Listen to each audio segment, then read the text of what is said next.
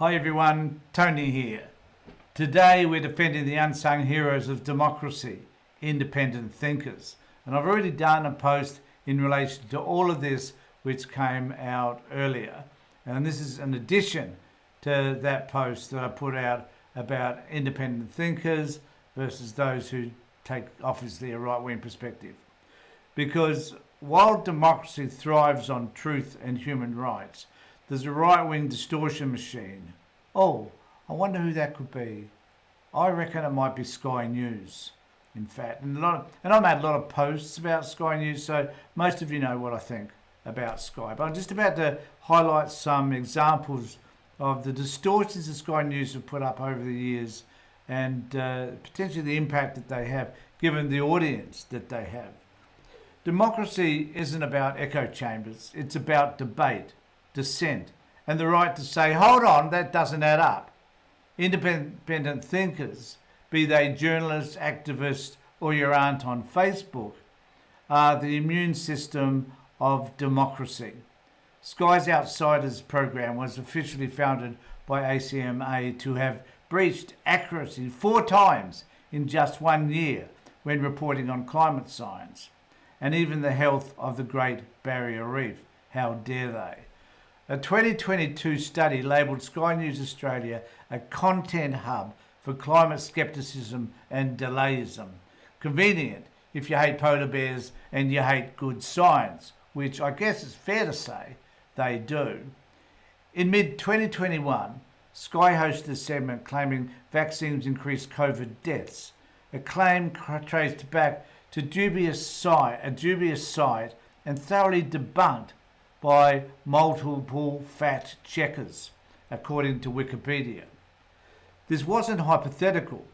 YouTube slapped Sky with a 1-week upload ban for spreading dangerous and misleading COVID content, and that was evident in a report in the Independent Australia. Twice in 1 week, Sky got fooled by fake X, formerly Twitter accounts as we know. One falsely portrayed 2 farmers in a US campaign ad as actors who were Democrat donors. Sky later corrected it, and yes, the farmers did not fit the political donor profile. Another post from mining billionaire Twiggy Forrest was just another spoof account. Oops, they stuffed up again. Another retraction, and of course, an apology followed all of that. Back in 2018, Sky gave a platform to Blair Cottrell, a convicted extremist with neo-Nazi sympathisers. And one has to look, when you look at the number of people that Sky have on their network and the type of dubious backgrounds they've got, Douglas Murray comes to mind, you do wonder about how they're selecting these people and paying for their comments. And so this particular convicted extremist by the name of Blair Cottrell appeared on their station, on live TV. The backlash was swift. Hosts quit, ads were pulled, and the channel had to apologise. In early 2025, Sky News reportedly took guidance from the big boss to instruct reporters to frame questions about gender identity based on Trump's binary-focused executive order. Heaven forbid. Fancy relying on something that Trump had done, particularly in relation to being binary-focused, and with regard to the whole of those issues, the fact that he has around equity and inclusion and so forth. Fact checkers and independent journalists are routinely targeted, like the legal letter Sky sent to RMIT Fact Lab for fact-checking Sky's own content. Can you believe it? But these think for yourself warriors keep going, because when misinformation gets aggressive, the truth can still punch back. Every time Sky mislabels scientific consensus as propaganda or tunes a kid into his character on live TV, they degrade the quality of your choices. If you don't know the rules, you can't play fair. Human rights aren't conditional. It's not sure if you agree with us, sort of notion.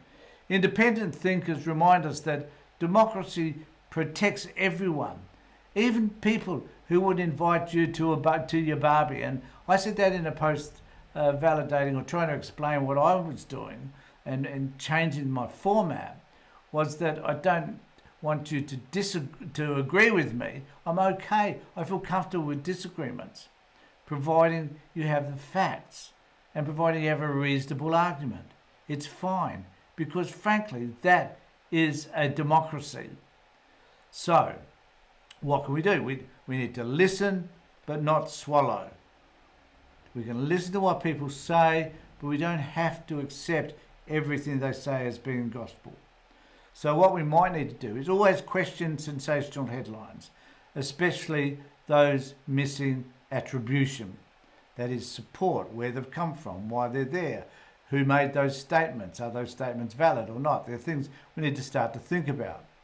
Support media outlets and creators who value integrity, and maybe even donate to independent fact checkers.